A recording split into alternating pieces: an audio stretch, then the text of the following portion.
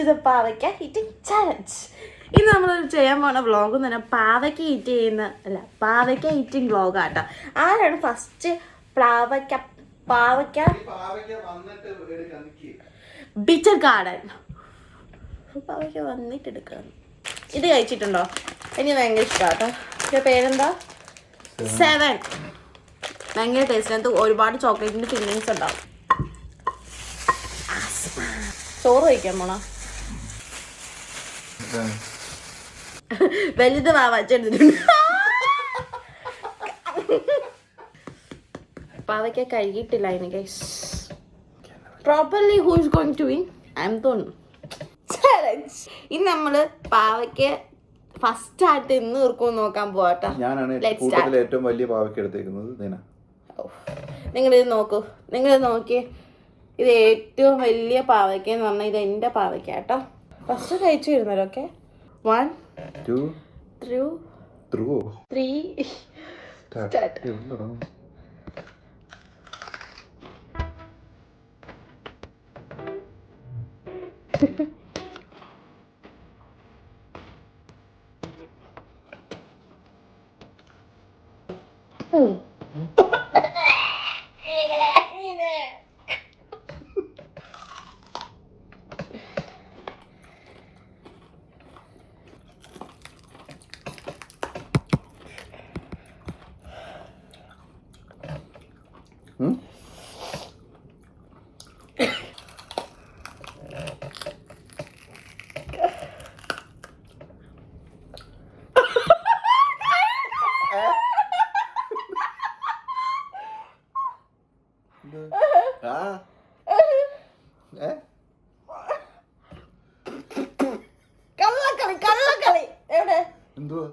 ഞാൻ കടിച്ചത് ഇല്ല. അവൻ കള്ളക്കളി കളിക്കണേ.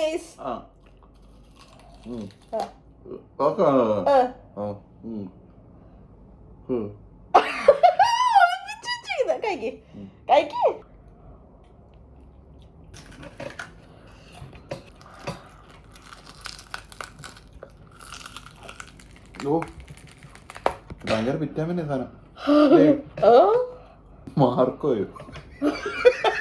മാർക്കോ ടേസ്റ്റ് നല്ല രുചിയുണ്ട് കേട്ടോ. സൂപ്പറാ.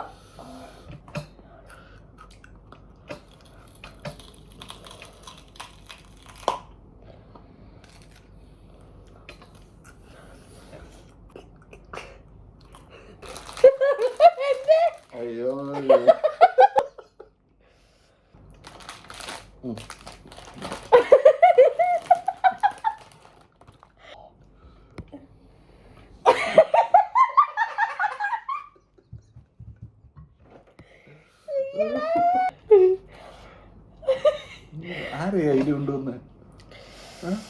നമ്മൾ ഈ ഫുഡ് വേസ്റ്റ് ആക്കണ എന്തിനാ അല്ലേ? അവനെ നാളെ തോഴൻ വെച്ച് കഴിക്കാൻ നമുക്ക് ഈ ചലഞ്ച് നമ്മൾ ഇവിടെ വെച്ച് പാട് ഉപേക്ഷിച്ചിരിക്കുന്നു ഗൈസ്. നേരത്തെ ഉള്ള പാവത്തേക്കാട്ട് വലുതാണല്ലോ. ഞാനാട്ടോ ചോദിച്ചേ. First place going to Shanimol. Guys പാവയ്ക്ക ഈറ്റിംഗ് ചലഞ്ച് കംപ്ലീറ്റ് ചെയ്തിരിക്കുന്നതാണ്. നമ്മൾ ഫുഡ് വേസ്റ്റ് ചെയ്യാതും നാളെ തോരന് വേണ്ടിയിട്ട് എടുക്കാം. അല്ലാതെ വേസ്റ്റ് ആണ് വെറുതെ.